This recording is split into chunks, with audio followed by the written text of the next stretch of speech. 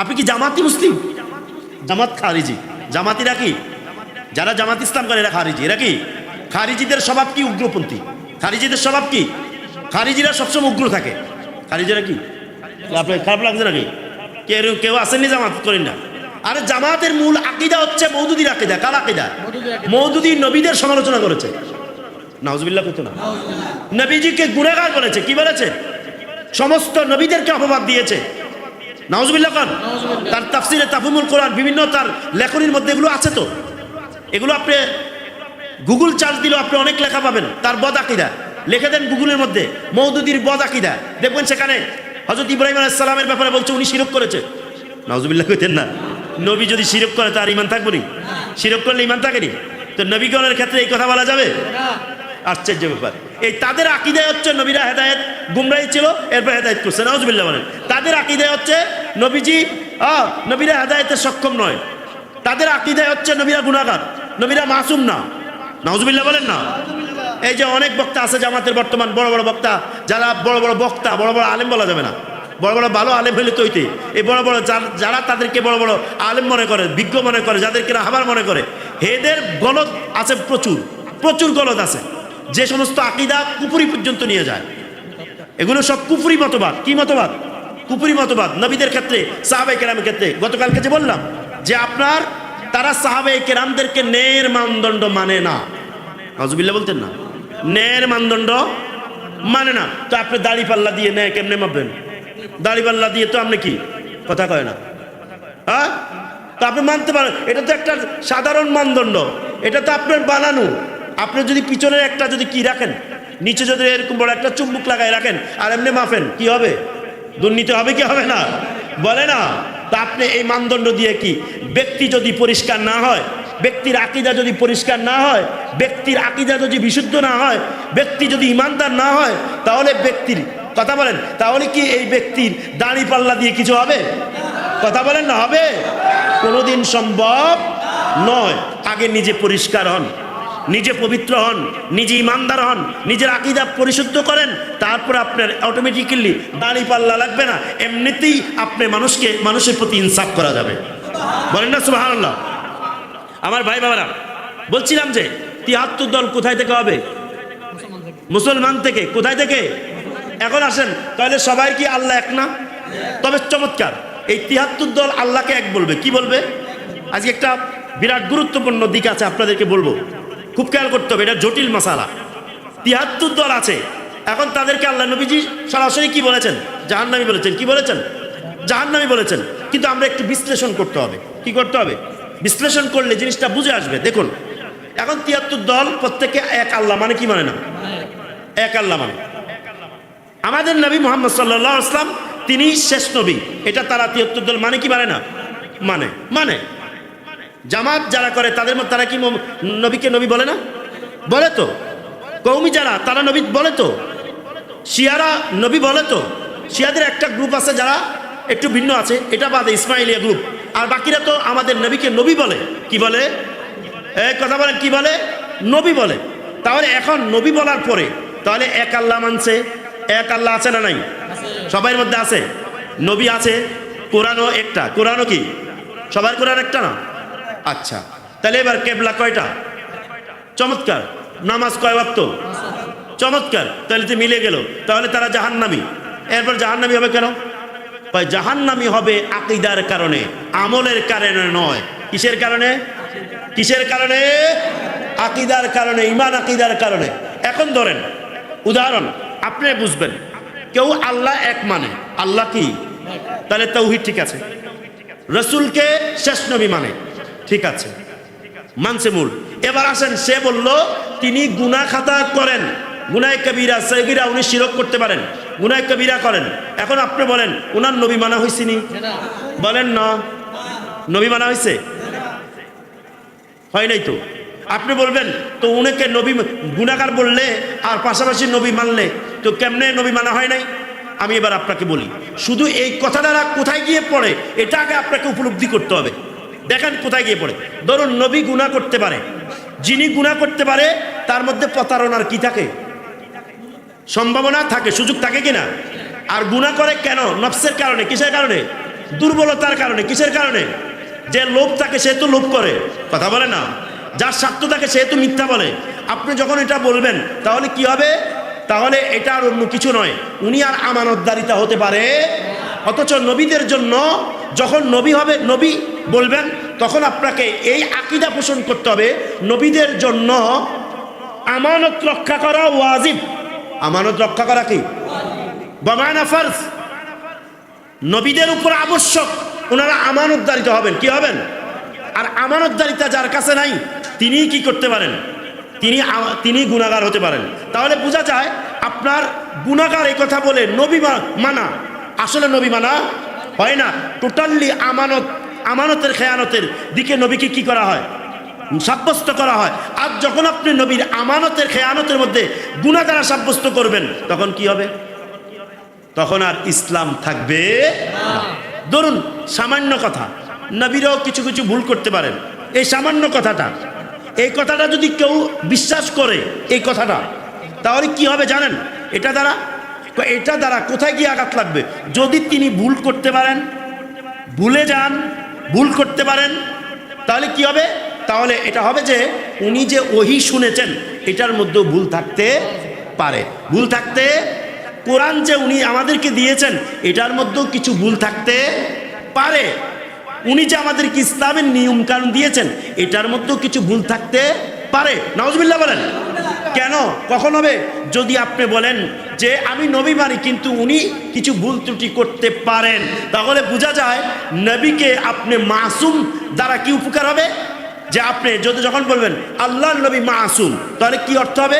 নবীজি পরিপূর্ণ আমানতদার। উনি কি আমানতদার? উনি ওনার দায়িত্ব পরিপূর্ণ আদায় করেছেন, ঠিক কিনা বলেন?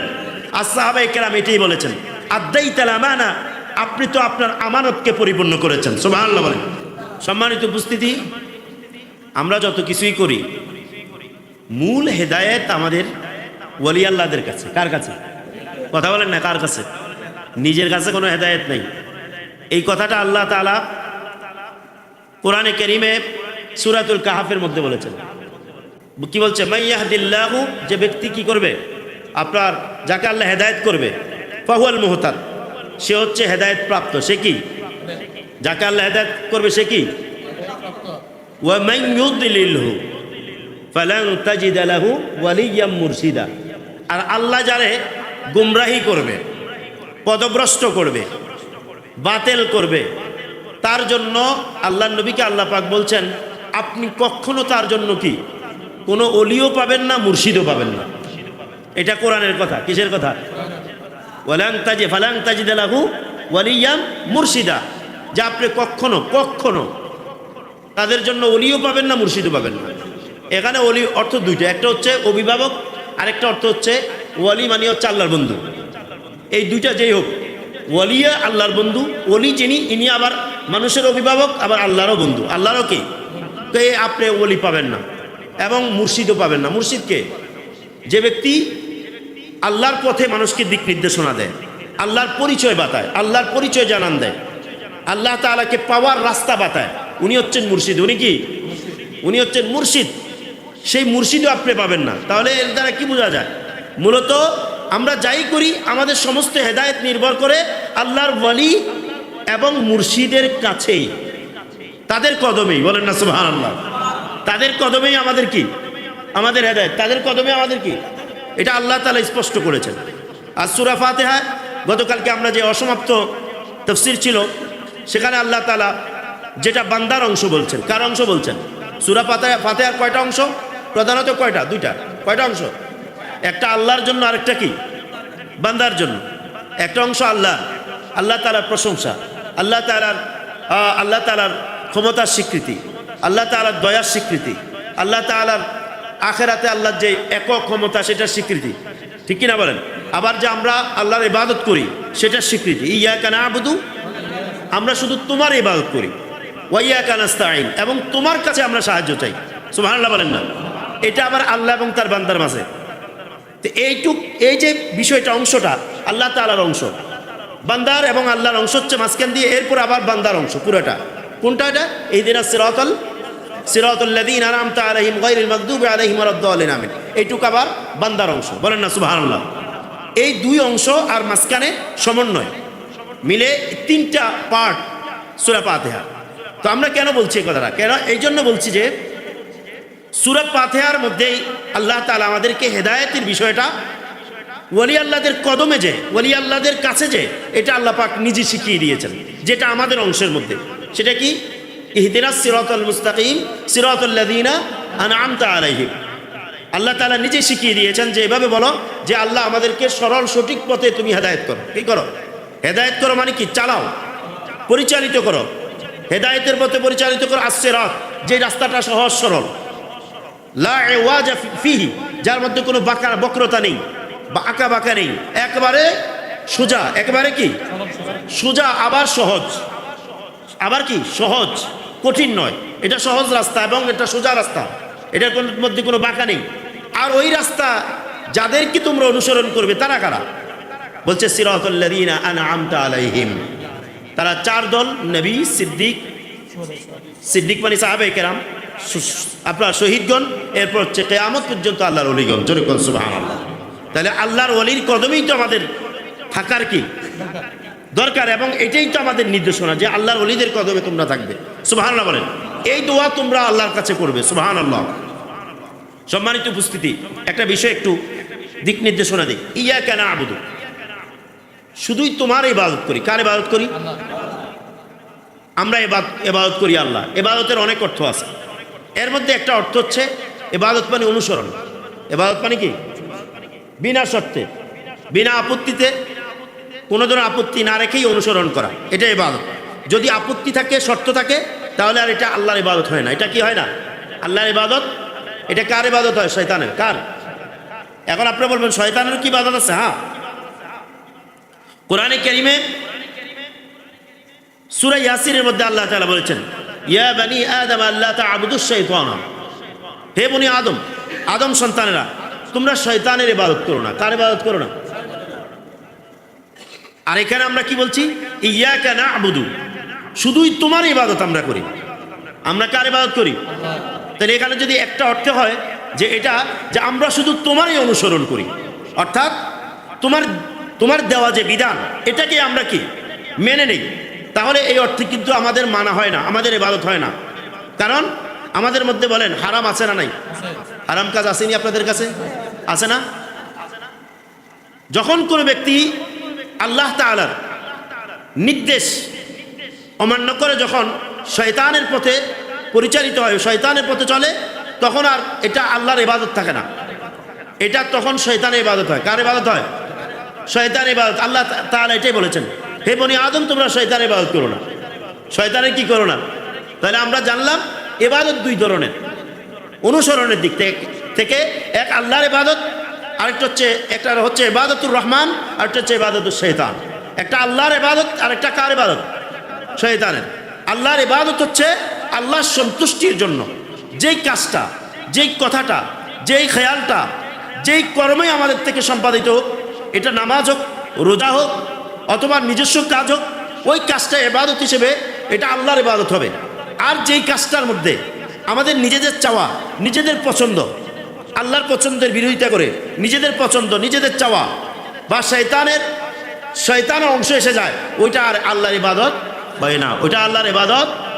যেমন উদাহরণ, নামাজ পড়লেন, সবাই জানে নামাজ কার, বলেন না কার? এটা সবাই জানে। কিন্তু নামাজের মধ্যে রিয়া যদি চলে আসে, রিয়া মানে কি? লোক দেখানো। রিয়া মানে কি? লোক দেখানো। লোক দেখানো, রিয়া মানে লোক দেখানো। লোক দেখানো কোনটা? যে আপনি নামাজ পড়ছেন, মানুষ আপনাকে নামাজি বলবে, কথা বুঝেন তো?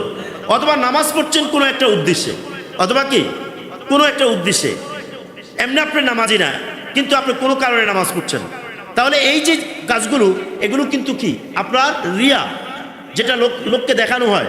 এই যদি হয়, তাহলে যদিও আপনি নামাজ আল্লাহর জন্য পড়ছেন, যে আপনার খেয়াল, আপনি যেভাবে সেজদা দিচ্ছেন আল্লাহকে, মসজিদে আসছেন, কেবলামুখী হয়েছেন, নিয়ত করেছেন, সব ঠিক আছে, কিন্তু যদি এই জিনিসগুলো আপনার থাকে মানুষ দেখানোর উদ্দেশ্যে, মানুষ জানান দেওয়ার উদ্দেশ্যে, তাহলে কিন্তু এটা আর আল্লাহর ইবাদত হয় না, এটা শয়তানের ইবাদত হয়ে যায়। কার ইবাদত হয়? বলেন না কার ইবাদত? শয়তানের ইবাদত হয়ে যায়। আমাদের মধ্যে এরকম নামাজি আছে না নাই? কথা বলেন, আছে না নাই? আছে তো, অনেক নামাজি আছে এরকম। ধরেন আপনার রাস্তাঘাটে ঠেকে নামাজ পড়ে না, ঠেকা নামাজ পড়ে না অনেকে। এখন যদি নামাজ না পড়ি কিরকম দেখা যায় বিষয়টা? ওই যে না মসজিদে যায়, কিরকম দেখা যায়? তার মানে মানুষ কি বলবে? কথা বুঝেন নাই? দোকানপাটে যে এখন আজান দিছে, বিশেষ করে এটা মাগরিবের সময় হয়। কোন নামাজে? মাগরিবের সময় কিন্তু মসজিদে মানুষ বেশি হয়, এটা জানেন তো? কারণ কি? এটা এখন আসরে কোনায় গেছে। বিশেষ করে মাগরিবটা রাতের শুরুর কারণে দোকানপাটে এই স্বাভাবিক মুরব্বীরাও কিন্তু অনেক লোক আছে জোহরের সময় বসে থাকে। কি বসে কিনা? জোহরের আজান হয়েছে, মসজিদে আসে না, উনি কোথায় আড্ডা দেয়? দোকানে। এটা কেউ কিছু মনে করে না, কারণ এটা নামাজ পড়ার সময় আছে। কি আছে? অনেক সময় আছে, 2 ঘন্টা 2.5 ঘন্টা আছে, এরপর নামাজ পড়তে পারবে উনি। মানুষ এখানে সন্দেহ করবে না উনি নামাজি না বেনামাজি। কিন্তু দেখেন মাগরিবের সময় ওই মুরব্বী, যেই মুরব্বী, শুধু মুরব্বী দিয়ে বললাম, যিনি এই কথা ধারণা করছেন, ঠিক মাগরিবের সময় উনি কিন্তু দোকানে বসতে পারেন না, হয়তো বাড়ির দিকে চলে যায়, নয়তো কি? কথা ঠিক না ঠিক করে? এটা একেবারে বাস্তবতা। এটা কি? এটা বাস্তবতা। তাহলে বলেন এই সময়ে এই মুসল্লি তার, যদিও সে আল্লাহকে সেজদা দিচ্ছে, যদিও সে নিয়ত করছে, কেবলামুখী হচ্ছে, কিন্তু বাস্তবে তার এই সমস্ত ধ্যান খেয়ালের কারণে তার নামাজটা আল্লাহর জন্য হয় না, এটা শয়তানের ইবাদত হয়ে যায়। কার ইবাদত হয়? কথা বলেন না, কার ইবাদত হয়? মোট কথা আমাদেরকে প্রত্যেকটা কাজ, কথা, নিজস্ব আমল, নিজস্ব যেগুলো আমরা নিজেদের পারিবারিক জীবন জিন্দিগির জন্য আমরা করে থাকি, এগুলো যদি আমরা আল্লাহর খেয়ালে করি, এগুলোর মধ্যে কি আসবে না? ফাঁকিবাজি আসবে না, এখানেও হারাম মিশ্রিত হবে না। গতকালকে যেটা বলেছিলাম, হারাম মিশ্রিত হবে না, অবৈধ লেনদেন হবে না, অবৈধ কিছু হবে না। সব কার জন্য হবে? আল্লাহর জন্য হবে। আর নামাজ রোজা যেগুলো আছে, এগুলো যদি আমি আল্লাহর জন্য করি, কে কি বললো সেটা আমার দরকার নাই। আমি নামাজ পড়ছি, মসজিদে যাচ্ছি, কেউ দেখুক আর না দেখুক, বলুক আর না বলুক, আমি নামাজ কার জন্য পড়ছি? আমি হজ করেছি, মানুষ আমাকে হাজি বলুক আর না বলুক, এটা আমার বিষয় না। কখন আমরা এটা কখন যাই আমরা নিজেদেরকে পরীক্ষা দিতে হয়? কোন সময় যায়? যখন দেখা যাচ্ছে কেউ চিঠি লিখলো, আলহাজ লেখে নাই, কি লেখে নাই, তখন মনে মনে এমনি বলে না, কিন্তু মনে মনে দাঁড়ানো কি আমি হজ করলাম, এটা আলহাজ লিখলো না, অথবা পোস্টারে আলহাজ লিখলো না কেন, অথবা কোনো প্রোগ্রামে কোনো কার্ডের মধ্যে কি আলহাজ লিখলো না কেন, এই মিয়া আলহাজ লেখো, অথবা এই যে বিষয়টা তিনি কিন্তু গোপন করতে রাজি নয়। এখানে কিন্তু উনি মন খারাপ করে। কি করে? মন খারাপ করে। দেখুন, ওনাকে যদি বলেন, উনি বলবে যে হ্যাঁ 7 লাখ টাকা খরচ করে আমি আল্লাহর জন্য হজ করেছি, কিন্তু দেখেন কার্যকলাপে কি এটা প্রমাণিত না। এটা প্রমাণিত যখন আপনি রাগ করবেন না লেখাতে, যখন আপনার মনে এটা কি একটা যে আমি হাজি, আমার আলহাজটা লিখলো না, হ্যাঁ, তখন কিন্তু এই জিনিসগুলো যখন চলে আসে, তখন আর ওই হজটা তার পরিপূর্ণ হজ হয় নাই। আর যারা প্রকৃত হাজি, প্রকৃত ইবাদত বন্দিগিকারী, তারা প্রত্যেকটা ইবাদত বন্দিগিকে আল্লাহর সন্তুষ্টির জন্য মানুষ থেকে গোপন করে। জোরে বলেন না সুবহানাল্লাহ। মানুষ থেকে কি করে? মানুষ থেকে কি করে? প্রত্যেকটা ইবাদত বন্দিগি কি করে? গোপন করে। যে নাকি তাহাজ্জুদ পড়ে, কিছু লোক আছে তাহাজ্জুদ পড়ে, তারপর দেখা গেছে এটা প্রকাশ করতে চায়। তাহাজ্জুদ পড়লে কি কেউ দেখবে? নিজের পরিবার দেখবে, জানতে পারে, কিন্তু দেখা গেছে অন্যান্য লোকেরা তো জানে না। কিন্তু এই জানানটা তিনি নিজে নিজে বিভিন্নভাবে তিনি কি প্রকাশ করতে চায়, ইশারা ইঙ্গিতে এসেই। কথা বুঝেন নাই? ধরেন আপনার এগুলো হচ্ছে সাধারণ আবেদের কাজ। এই জন্য আবেদের ইবাদতটা শয়তান কিছু মনে করে না। শয়তান কি এটা কিচ্ছুই মনে করে না। এই জন্য বলছে আলেমের ঘুম আর কি আবেদের কি ইবাদত, দাঁড়িয়ে থেকে ইবাদত। কারণ কি? কারণ ওই একটাই, আলেমের মধ্যে যেই নূরানি ইলম আছে, এই ইলমের কাছে কারণে আলেম কি করে? বাইচা চলে। তার মানে ঘুমের মধ্যে তার ইলমটা কি প্রত, যার কারণে শয়তান সে কারণে ধোঁকা দিতে পারে না। কিন্তু আবেদি কি কিচ্ছু লাগে না, আবেদ এমনি এমনি ইবাদত করে, অহংকার করে। এই কারণে আপনারা হচ্ছে না আবেদ, আপনারা কি? তবে যে আলেমের আমি কথা বলছি, আলেম কিন্তু আমরা আলেম নয়, আরেফ আলেম। কোন আলেম? আরেফ সাইয়্যিদুনা আব্দুস সুবহানুল কাদের মতো আলেম। সুবহানাল্লাহ কোন? আমার মুর্শিদ কিবলা সুফি মোহাম্মদ পিয়ার আল কাদরি, ওনাদের মতো আলেম, কারণ ওনারা এগুলো জানেন। এই যে আমার হুজুর কিবলা সুফি মোহাম্মদ পিয়ার আল কাদরি, বড় হুজুর কিবলার কথা বললাম, ডক্টর আন্তরা হুজুর আছে, এই যে বড় হুজুর কিবলা, উনি যে আপনার 39 বার ইরাকে গেছে। কয়বার? 39 বার গাউসে পাকের দরবার পরিচালনার দায়িত্ব পাইছে উনি। 39 বার গেছে। উনি কি কোনোদিন বলছে কোনোদিন বলছে? বলেন কোথাও বলছে? কখনো বলে নাই। উনি যে 45 বার, এখন না, এখন তো অ্যাভেলেবল মানুষ যাচ্ছে, আছে মানুষে ইয়ে করতেছে। হুজুর কেবলা যে 45 বার হজ উমরা করছে, কোনোদিন কইছে? কোনোদিনও বলে নাই। সারা পৃথিবীর মধ্যে যত ওলিয়া উলিয়া, বিখ্যাত বিখ্যাত ওলি নবী সাহাবায়ে কেরাম যেখানে যেখানে আছে, সব দেশে যাই যে উনি জিয়ারত করছে, উনি কোনোদিন প্রকাশ করে নাই। সুবহানাল্লাহ করে কোনোদিন প্রকাশ করে নাই। আমি হুজুর কেবলাকে জিজ্ঞেস করছি এটা কিভাবে সম্ভব? হুজুর বলছে যে আমি চাকরি করার শুরু থেকে আমি বিঘায় বিঘায় জমি কিনছি ঢাকায়, কিনা এগুলো প্ল্যান করে কিনছে, কিনা এগুলো আবার বিক্রি করে করে উনি বিভিন্ন জিয়ারতে গেছে, দাম তো বাড়ছে, কি বলেন? তো উনি তো কোনোদিন বলে নাই, কথা বুঝছেন? শাহজালাল ইয়ামানির দরগা উনি 60 বছর মুনাজাত দিছে। ওনার আব্বা 1954 থেকে ওনাকে দায়িত্ব দিয়ে গেছে, তখন উনি মুনাজাত দিত। এরপরে আমাদের হুজুর কেবলা, বড় হুজুর কেবলা, উনি দায়িত্ব পাইছেন আপনার সেই 2015 পর্যন্ত। 15 পারেন নাই যেহেতু অসুস্থ ছিলেন। 14 পর্যন্ত উনি শাহজালাল দরগার উরুসের মুনাজাত দিতেন। কেউ জানতো, কিন্তু বিখ্যাত বিখ্যাত পীর মাশায়েখরা জানতো, ওনার বুজুর্গি সম্পর্কে জানতো। উনি কখনো বলতেন না, কোথাও বলতেন না। যদি কেউ যদি এই সুযোগ পাইতো, কত নিজে নিজে প্রচার করতো। কথা বলেন ঠিক কিনা? কেন এগুলো কখনো? আমি একবার ঘটনা আছে, আমি একবার এগুলো একটা ইয়েতে লিখছিলাম, একটা হ্যান্ডবিলে লিখছিলাম। তো হ্যান্ডবিলটা নিয়ে হুজুরের কাছে দিছি, মনে করছি হুজুর খুশি হইব। 1000 হ্যান্ডবিল করছিলাম, দিছি। হুজুর দেখে কয় এটি কি লিখছো? আমি হুজুর এটি কি মিথ্যা? কয় না সত্য। তাই আর কি? হুজুরকে এগুলো তো আর প্রকাশ করার জন্য না, প্রচারের জন্য না। প্রচার করলে তো আমার বরকত নষ্ট হবে। বলেন না সুবহানাল্লাহ। সাইয়্যিদুনা মাওলানা আব্দুস সুবহান কাদরি আওলাদ রাসূল, উনি কি আওলাদ রাসূল, সাইয়্যিদ জাদা। উনি ওনার সময় থেকে নিষেধ করে গেছেন যেটা প্রকাশ করো না। কি করো না? কথা বলেন না, প্রকাশ করো না, প্রচার করো না। কেন? কারণ এটা প্রচার করলে মানুষ বেশি কি ওনার কাছে যাবে। তো মানুষ বেশি চাইলে কি এটা ক্ষতি নেই? আপনারা বলবেন এটা ক্ষতি নেই। না, ক্ষতির প্রশ্ন না, নিজেকে গোপন রাখার প্রশ্ন। এটা দুইটা কারণ ছিল। একটা ছিল ওনার কাছে একটা নসব ছিল। কি ছিল? কি ছিল? নসব নামা ছিল, যে ওনার যে ঊর্ধ্বতন বংশধর, পাথরে খোদাই করা, এটা হারাই ফেলছেন। প্রথম বিশ্বযুদ্ধে যখন উনি অংশগ্রহণ করছেন, সেটা হারাই গেছে। তারপর উনি বলছেন যে তোমরা আর এটা লিখো না, তোমরা আর কি লিখো না। কেন? বলছে যে কেউ যদি আমার থেকে নসবনামা চায় আমি দেখাইতে পারবো না।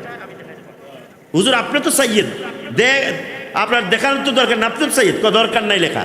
এটা ইয়া রাখো। আরেকটা হচ্ছে যে মানুষের যেন প্রচার বিমুখ থাকা, এইভাবে নিজেকে গোপন রেখেছেন এবং বলেছেন এই সাইয়্যিদ, এটার পরিচয় আমরা হাসরের ময়দানে দিব। সুবহান, কোথায় দিব? সেই পরিচয়টা কি? আল্লাহর নবীজির কাছেই আমরা অবস্থান করব। সুবহানাল্লাহ বলেন, কারণ নবীর বংশধর। সুবহানাল্লাহ বলেন না? তো এখন তো আওলাদ রাসূল নিয়ে কত ধরনের ফাড়াবাড়ি, কত ধরনের মারামারি। লিখতেই হবে, এটা বাধ্যগত লিখতে হবে, এটা লিখতে হবে, ওইটা লিখতে হবে, আন্তর্জাতিক খ্যাতি সম্পন্ন লিখতে হবে, তারপর বিশিষ্ট আলেমী দিন লিখতে হবে। হ্যাঁ, বিভিন্ন আছে না? নাই আছে তো, এগুলো আছে, উলামায়ে কেরামদের মধ্যে স্বভাব আছে। তো এই জন্য বলছি যে মূলত আলেম বলতে কোন আলেম? এই আলেম বলতে আরেফ বুঝিয়েছি, যাদের মধ্যে সূক্ষ্ম শয়তানের ট্র্যাপ, যেগুলো পাদ, যেগুলো শয়তান ধোঁকা দেওয়ার যত ধরনের কি আছে, ট্র্যাপ আছে, পাদ আছে, প্রত্যেকটা পাদ যারা জানেন, জেনে জেনে চিকিৎসা করেন, নিজেদেরকে শয়তানের সাথে মোকাবেলা করেন, তারা হচ্ছে আলেমের পরে আরেফ বান্দা। সুবহানাল্লাহ। আলেমের পরে আরেফ বান্দা। শয়তান কোন পথে তাকে ধোঁকা দিবে এটা উনি জানেন, আলেমরা জানে, কিন্তু এটা কি করে না, বাস্তবে প্রয়োগ করে না। এই কারণে তার মধ্যে এগুলো আছে, লৌকিকতা আছে। আমাকে আল্লামা বলতে হবে, আমাকে ওই হাজিউস থেকে আগায় আনতে হবে অনেকগুলো হুন্ডা দিয়ে। কথা বুঝেন? এখন আছে না নাই? আমাকে হুন্ডা দিয়ে আনতে হবে, আমার নাম সবার প্রথমে দিতে হবে, আমার নামটা অনেক বড় দিতে হবে, স্লোগান দিতে হবে, নাম বলতে হবে, কত কিছু আছে না নাই? এগুলো হচ্ছে রিয়া। এগুলো কি? এগুলো মানুষ যদি আমাকে এগুলো আমার ব্যাপারে বলে সেটা ভিন্ন জিনিস, কিন্তু আমি যদি চাই তাহলে এটা রিয়া। এটা কি? এটা আমার আমল নষ্ট হবে, বরকত নষ্ট হবে। কথা বুঝছেন তো?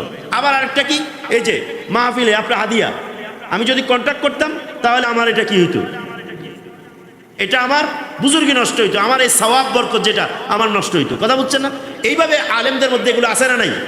আছে। যার কারণে এটা আলেমদের, যদিও বলবেন যে বদনাম হয়ে যায়, তবে এটা আমরা কারো নির্ধারিত করিনি। কারো কি আমরা বুঝাইতে চাইছি যে মূলত মানুষের মধ্যে এই স্বভাব আছে না নাই? নিজের বুজুর্গি প্রকাশ, নিজের কি এই বুজুর্গি যারা গোপন রাখে তারাই প্রকৃত বুজুর্গ। জোরে কন সুবহানাল্লাহ। তারাই কি প্রকৃত বুজুর্গ। বলেন না আলহামদুলিল্লাহ।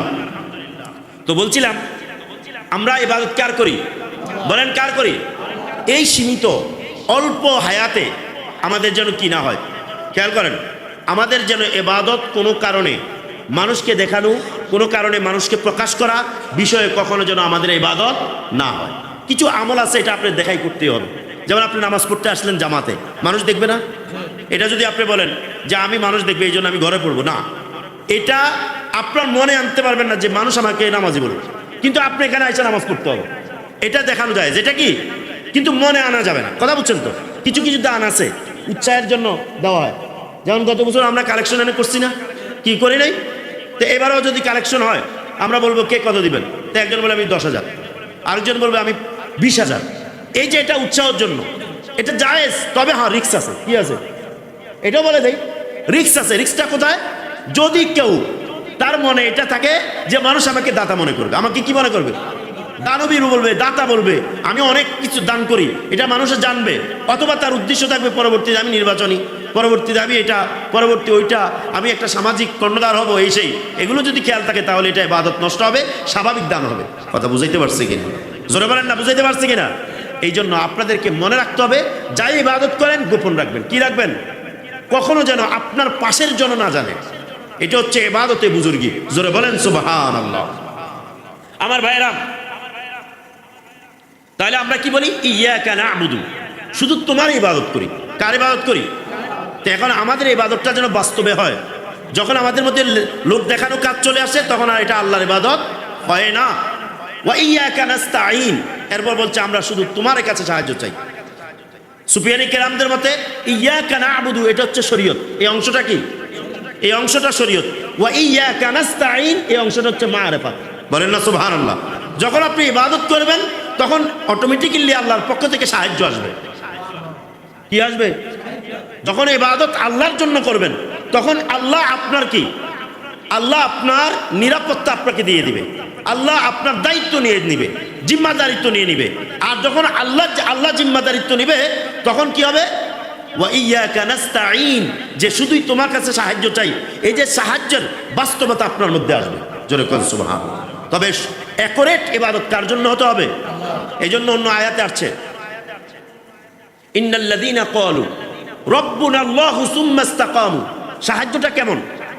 নিশ্চয়ই যারা বলে আল্লাহ আমাদের রব, আল্লাহ আমাদের কি, তার মানে ইবাদত বন্দেগী যত কিছু আছে সব কিছু আল্লাহ সন্তুষ্টির জন্য যে ব্যক্তিরা দিয়ে দেয়, আল্লাহ তাআলা বলেন যারা এই কথা বলে স্থির হয় যে আল্লাহ আমার রব, আল্লাহ আমার সব, নাকি আল্লাহ আমার রব, আল্লাহ আমার সব কিছু, আল্লাহর জন্য সব কিছু, এই কথা বলে যারা সুম্মা ইসতাকামু, যারা স্থির হয়ে যায়, কি হয়ে যায়? বলেন না কি হয়? স্থির হয়ে যায়। আর অন্যদিকে অন্য খেয়াল থাকে না। আল্লাহ তাআলা বলেন, কি বলেন জানেন? তাতানাজ্জালু আলাইহিমুল মালাইকা। এই যে সাহায্য আসার বিষয়টা কোত্থেকে আসে? তাতানাজ্জালু আলাইহিমুল মালাইকা। তখন আল্লাহ তাআলা তাদের উপরে ফেরেশতা নাজিল করে দেন। বলেন না সুবহানাল্লাহ। ও ফেরেশতা নাজিল, এটা কি আল্লাহ সাহায্য না? সাহায্য কিনা? এবং ফেরেশতা নাজিল কেন করবে? তার জন্য দোয়া করবে, তার জন্য স্পেশাল তাকে ফেরেশতার মাধ্যমে কন্ট্রোল করবে তার ক্ষতি থেকে। মানুষ যখন তার ক্ষতি করতে চাইবে ফেরেশতাদের বদদোয়া, ফেরেশতারা তাদেরকে বদদোয়া করবে, ফেরেশতা তাদেরকে বিভিন্ন দিক থেকে হেফাজত করবে আল্লাহর নির্দেশে। জোরে বল সুবহানাল্লাহ। এটা কারামত। এটা কি কারামত? এটা কি? কখন কারামতটা আসে? যখন কি রব্বুনাল্লাহ বলে, যখন আপনি এক আল্লাহকে রব মেনে আল্লাহর জন্য ইবাদত তুলে দিবেন শুধুই তার জন্য, তখন আপনার কি এটা বলে যখন স্থির হবেন তখন আপনার মধ্যে সাহায্য আসবে। জোরে বল সুবহানাল্লাহ। আর তরিকতে বলা হয় ফেরেশতা আসবে, ফেরেশতা নাজিল হওয়া, এটা একটা ইশারা হচ্ছে ওই ব্যক্তির মধ্যে ফেরেশতা স্বভাব তৈরি হয়ে যাওয়া। সুবহানাল্লাহ বলেন। কি স্বভাব তৈরি হওয়া? আল্লাহর ওলি যারা হয় তাদের মধ্যে ফেরেশতা স্বভাব আসে। কি আসে? এবার বলেন, ফেরেশতারা কি কারো ক্ষতি করে? কথা বলেন, ক্ষতি করে? ফেরেশতাদের মধ্যে কি আছে? তারা নূরানি সম্পর্ক, আল্লাহর সাথে নূরানি সম্পর্ক আছে। যখন আল্লাহর ওলি হয়ে যায় তখন তার মধ্যে নূরানি স্বভাব তৈরি হয়ে যায়। তার মধ্যে রাগ, হিংসা, মিথ্যা, লোভ, লালসা যা আছে এগুলো কিছুই আর থাকে না। তখন তিনি উদার সরল হয়ে যায়। যেরকম সুবহানাল্লাহ। যেমন তখন আল্লাহ তাআলা বলছেন সিবগাতাল্লাহ, তোমরা আল্লাহর রঙে রঙিন হও। কার রঙে রঙিন হও? তা আল্লাহর রং কি? আল্লাহ ক্ষমাশীল। আল্লাহ কি? তখন আল্লাহর ওলি ক্ষমাশীল হয়ে যায়। সুবহানাল্লাহ। আল্লাহর ওলিকে মাথায় বাড়ি দিল তখন আর মানুষকে বদদোয়া দেয় না। সুবহানাল্লাহ কইতেন না? কি দেয় না? বদদোয়া তা আপনি বলেন আল্লাহর ওলিদের যে আবার অভিশাপে অনেকে ধ্বংস হয়ে যায়, তো এটা আল্লাহর ওলি দেয় নাই, এটা আল্লাহর ওলির পক্ষে আল্লাহ প্রতিশোধ নিয়েছে। জোরে কয় না সুবহানাল্লাহ। কিন্তু কোনো আল্লাহর ওলিরা কাউকে অভিশাপ দেয় না। দুই একটা ঘটনা যদি এরকম কখনো হয়ে থাকে, সেটা আল্লাহর ইচ্ছায় হয়েছে, তাদের ইচ্ছায় নয়। কারণ কখনো আল্লাহর ওলিদের মধ্যে এই স্বভাব নেই যে তারা মানুষকে বদদোয়া দিবে। মানুষকে কি দিবে? বদদোয়া দিবে, লানত দিবে, এটা কখনো তাদের স্বভাবে নাই। আল্লাহর ওলিরা দয়ালু, আল্লাহর ওলিরা কৃপণ না। যেমন আল্লাহ কৃপণ না, আল্লাহর ওলিরা কখনো কৃপণ না। তারা দিতেই থাকে, দিতেই থাকে, দিতেই থাকে। কেমন দেওয়া? সাইয়্যিদাতুনা হযরতে ফাতেমাতু জাহরা রাদিয়াল্লাহু তাআলা আনহা একটা রুটি নিয়ে মাত্র বসছেন, এটা কি খাবেন? ফকির এসে বলতেছে, আম্মা কিছু আসেনি। উনি নিজে না খেয়ে তাকে দিয়ে দিয়েছে। জোরে কোন সুবহানাল্লাহ।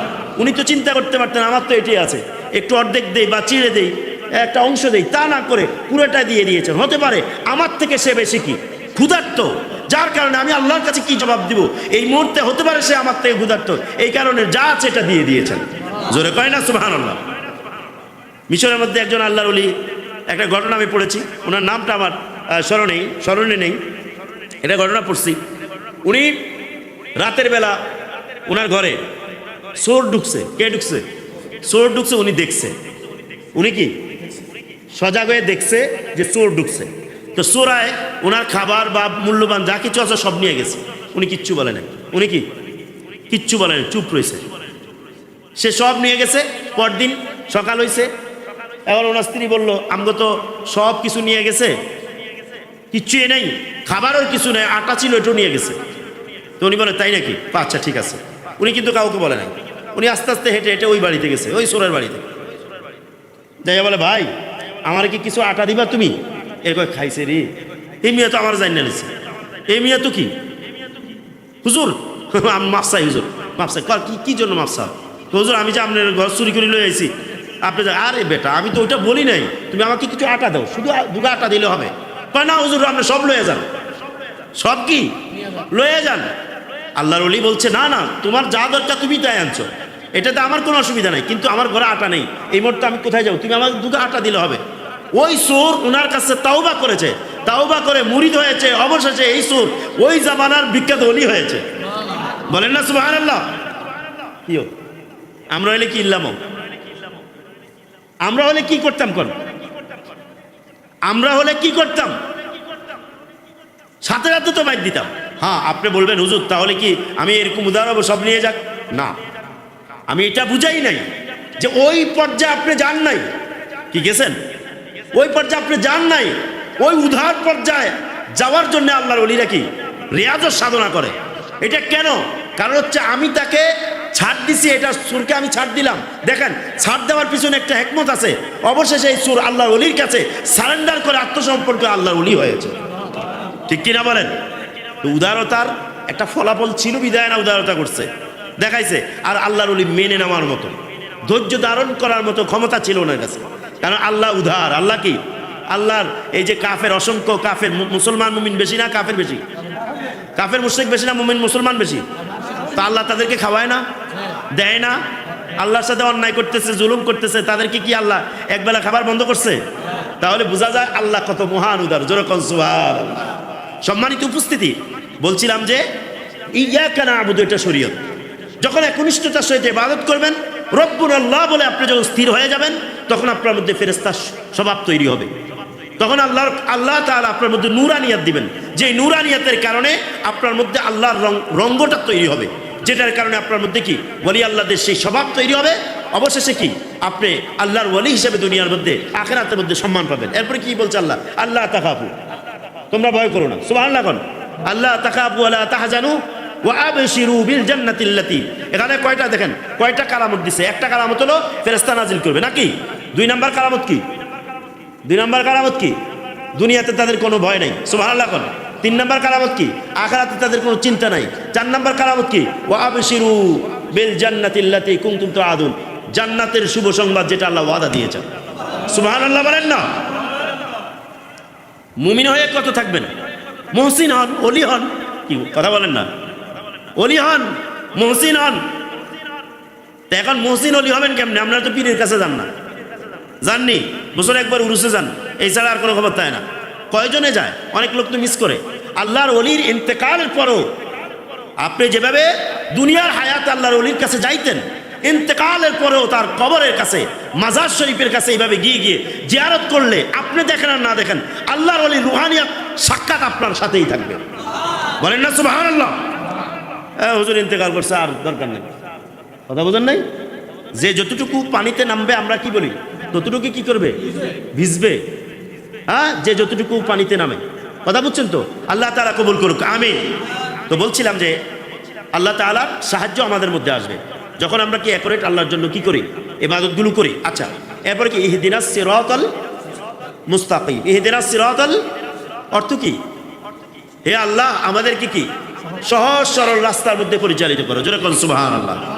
এই দোয়াটা, এটা যে শুধু আমরা করেছি, এটা আম দোয়া। আম মানে হচ্ছে ব্যাপক করতে। কি অর্থে? এটা নবীরাও করেছেন, নবীগণও এই দোয়া করেছেন, করেন নাই? এখন আপনি বলবেন নবীরা তো নিজেরা হেদায়েত প্রাপ্ত, তারা আবার হেদায়েতের দোয়া করবে কেন? কি প্রশ্ন আছে না নাই? নবীগণ হেদায়েত প্রাপ্ত, ওনারা যদি এই দোয়া করে তা ওনারা, আমরা তাহলে ওনাদের সাথে আমাদের পার্থক্য রইল কোথায়? ইহদিনাস সিরাতাল মুস্তাকিম একজন নবীও তো বলেছেন, আমাদের নবীও তো বলছেন যে আল্লাহ তুমি আমাদেরকে সরল সঠিক পথে পরিচালিত করো। সুবহানাল্লাহ কন্যা। এখন এই দৃষ্টিকোণ থেকে কিছু কিছু লোক আছে এরকম বলবে, জানেন, তারা বলবে নবীরাও গুমরাহী ছিল। নাউজুবিল্লাহ বলেন। নবীদেরও ভুল ত্রুটি আছে, এজন্য তারা আল্লাহর সঠিক নির্দেশনা চায়, হেদায়েতের ইয়া চায়। নাউজুবিল্লাহ বলেন না? এরকম বলে কি বলে না? এরকম আকীদা আছে। নাউজুবিল্লাহ কোন? যেমন অনেক আলেমরা, একটা আয়াতে কারিমা আমি আপনাদেরকে বর্ণনা করি। আয়াতে কারিমাটা হচ্ছে সূরাতুল কাসাস। ইন্নাকা লা তাহদি মান আহবাবতা ওয়ালাকিন্নাল্লাহা ইয়াহদি মান ইয়াশা। বলেন না সুবহানাল্লাহ? এই আয়াতে কারিমা সূরা কাসাস আল্লাহ তাআলা বলছেন, নিশ্চয়ই আপনি রাসূল যাকে পছন্দ করেন তাকে আপনি হেদায়েত করতে পারবেন না। তাকে আপনি কি করতে পারবেন না? ওয়ালাকিন্নাল্লাহা ইয়াহদি মান ইয়াশা। আল্লাহ যাকে চায় তাকে আল্লাহ হেদায়েত করেন। তাহলে এখানে আল্লাহ নবীজির হেদায়েত করা বিষয়টা নিষেধ করা হয়েছে কিনা? তাহলে বোঝা যায় হেদায়েতে, এই আয়াতে বোঝা যায় নবীজির হেদায়েতের কোনো কি নেই, ক্ষমতা নাই। এটাই তো বোঝা যায়।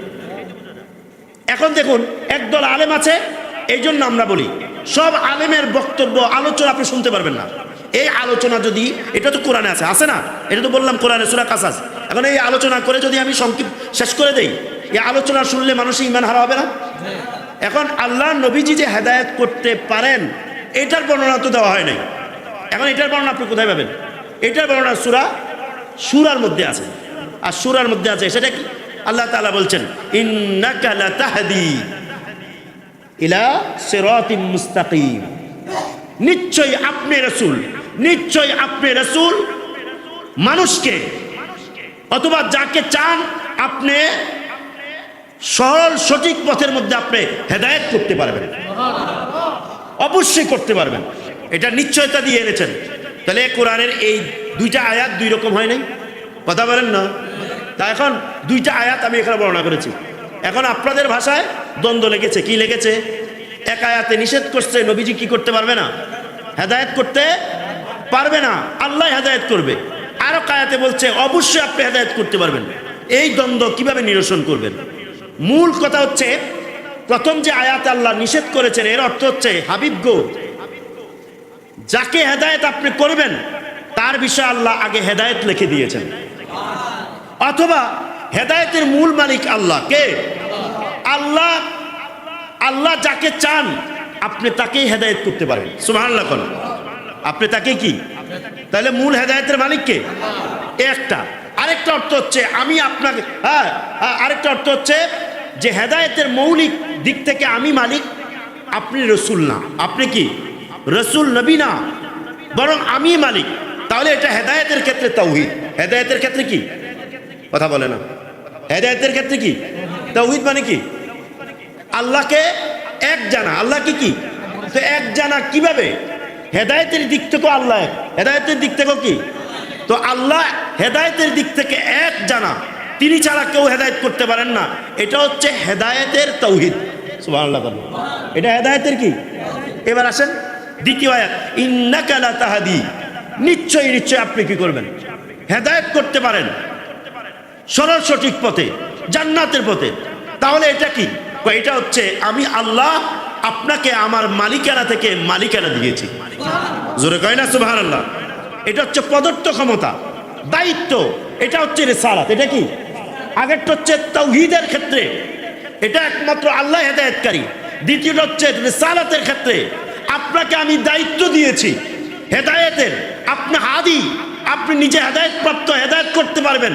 অতএব আপনাকে ক্ষমতা দিলাম, এখন থেকে আপনি যাকে চান তাকে হেদায়েত করতে পারবেন। এটার নাম রিসালাতের দায়িত্ব। জোরে কোন সুবহানাল্লাহ। কি মিলছে কিনা বলেন? কথা বলেন, মিলছে কিনা? তাহলে এই বিষয়টা আপনাকে সমন্বয় করতে হবে। এই জিনিসগুলো আমাদের মধ্যে বর্তমান কি আলেমদের মধ্যে নাই। আরেকটা বিষয় আছে, খেয়াল করেন। ওয়াজাদাকা দাল্লান ফাহাদা, সূরা দোহার মধ্যে একই বিষয়। আপনার কিছু বক্তা আছে, তারা আল্লাহর নবীকে এই আয়াতের অর্থ কি করতেছে খেয়াল করুন। ওয়াজাদাকা দাল্লান ফাহাদা, হে রাসূল, আপনাকে আল্লাহ পেয়েছেন গুমরাহী অবস্থায়। নাউজুবিল্লাহ বলতেন না? অথবা পথ হারা অবস্থায়, অথবা আপনি পথের খবর জানতেন না। এই যে যত ইয়াতে আপনার কি বলে এটাকে, লাইব্রেরিতে যত কিতাব আছে, কোরআনে কারিমের তাফসীর আছে, অনুবাদ আছে, বেশিরভাগ অনুবাদের মধ্যে এই কথাগুলো লেখা আছে। আপনাকে আল্লাহ গুমরাহী অবস্থায় অথবা পথ হারা অবস্থায় পেয়েছেন, পথ না জানা অবস্থায় পেয়েছেন। ফাহাদা, তারপর তিনি আপনাকে হেদায়েত করেছেন। আপনারা মেনে নেবেন? এই অর্থ কি শুদ্ধ মনে হয়? তো আপনাদের তো মনে হয় না। তার কারণ কি? তার কারণ কি? আপনি বলবেন, হুজুর আমাদের কথায় কি ইসলাম চলে? অনুবাদ যদি এটা হয় তাহলে অসুবিধা কোথায়? কিন্তু আমার কথা হচ্ছে, আপনার কি সাধারণ বুঝো আসে যে রসুল গুমরাহী ছিলেন? রসুল গুমরাহী ছিলেন, এরপর আল্লাহ হেদায়েত করেছেন। তাহলে আপনার স্বাভাবিক বুঝো তো আসে না যে যিনি হেদায়েতকারী, হেদায়েত করবেন, তিনি আবার কিভাবে গুমরাহী থাকতে পারেন? ঠিক কিনা বলেন? এটা হচ্ছে আপনার বুঝ, এটা ইমানই বুঝ। তাহলে এই অনুবাদ কি ভুল না শুদ্ধ? এটা দ্বারা ইমান থাকবে? অথচ তাফসীরের মধ্যে আসছে, তাফসীরের মধ্যে কি আসছে? সাইয়্যিদুনা আব্দুল্লাহ ইবনে আব্বাস রাদিয়াল্লাহু বলেছেন, ওয়াজাদাকা দাল্লান, আয় ওয়াজাদাকা ফি কওমিন দুল্লালিন ফাহাদাহুমুল্লাহু বিকা। আপনি রাসূলকে আল্লাহ একটা গুমরাহী পরিবেশে পেয়েছেন। সুবহানাল্লাহ কয় না? আপনি রাসূলকে আল্লাহ কোথায় পেয়েছেন? আপনি গুমরাহী নন, আপনাকে গুমরাহী পরিবেশে পাঠানো হয়েছে। আপনি গুমরাহী নন, আপনাকে গুমরাহী পরিবেশে আপনি ছিলেন। সেটা কোন দিকে ইশারা করেছে? জাহিলিয়াতের। কোথায়? কথা বলেন, কোথায়?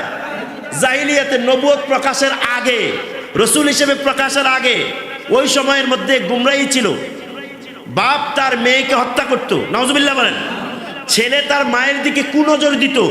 ওই সময়ের কথা, যখন প্রকাশ্য একটা সামান্য কিছু নিয়ে লেগে ঝামেলা লাগা 40 বছর পর্যন্ত কি যুদ্ধ চলতো, ওই সময়ের কথা।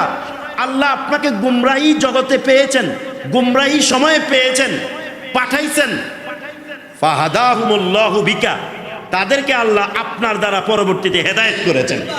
জোরে কয় না সুবহানাল্লাহ? কি চমৎকার না? সাহাবায়ে কেরামের আকীদা। সাহাবায়ে কেরামের মধ্যে সাইয়্যিদুনা আব্দুল্লাহ ইবনে আব্বাস রাদিয়াল্লাহু তাআলা তাফসীর করেছেন।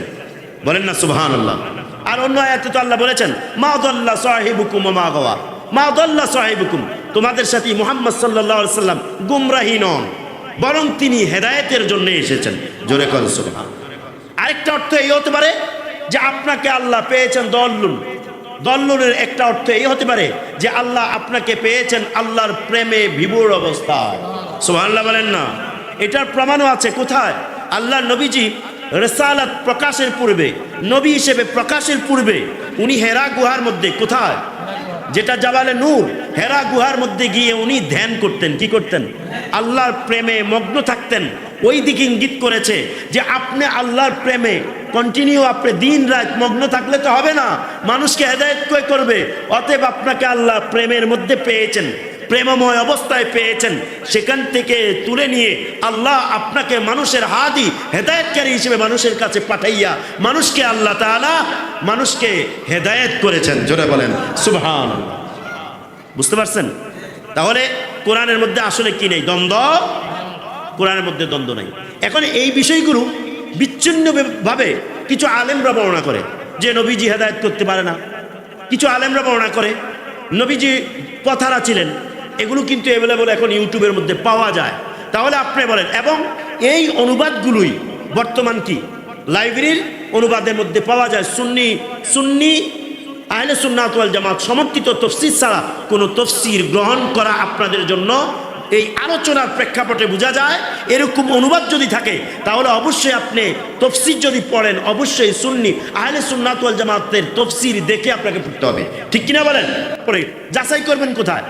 এই সমস্ত আয়াতগুলো খুলে দেখবেন এগুলোর অনুবাদ কি করেছে, বা একজন বিজ্ঞ আলেমের কাছে গিয়ে আপনি অবশ্যই দিক নির্দেশনা নেবেন, নিয়ে তারপর আপনি কিতাব ক্রয় করবেন। বালাগাল উলা কাশাফাদ দুজা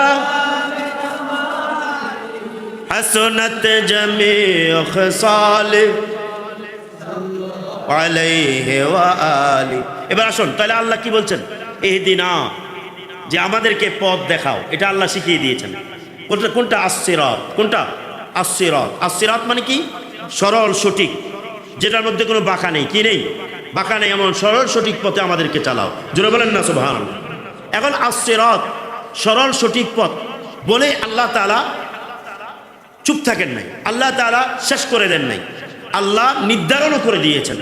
সিরাতাল্লাযীনা আনআমতা আলাইহিম, যাদের পথ ওলিদের পথ। কার পথ? কার পথ? ওই পথটাই আস-সিরাত। ওই পথটাই কি? আস-সিরাত। আনআমতা বলেছেন। আনআমতা মানে হচ্ছে আল্লাহ যাদের উপর অনুগ্রহ করেছেন, দয়া করেছেন, যাদের উপর আল্লাহ নিয়ামত দিয়েছেন, তাদের পথেই তোমাদের জন্য আস-সিরাত, সরল সঠিক পথ। জোরে বলুন সুবহানাল্লাহ। এখন এই নিয়ামতটা দু ধরনের হতে পারে, একটা এলেম দিয়ে হতে পারে, আর একটা কারামত দিয়ে হতে পারে। এলেম এবং কারামত, এলম এবং মারিফাত দুইটাই লাগবে। কারণ শুধু এলম ভ্রষ্টতা, শুধু এলম কি ভ্রষ্টতা। বাতিল যারা আছে তাদের কাছে এলেম আছে না নাই?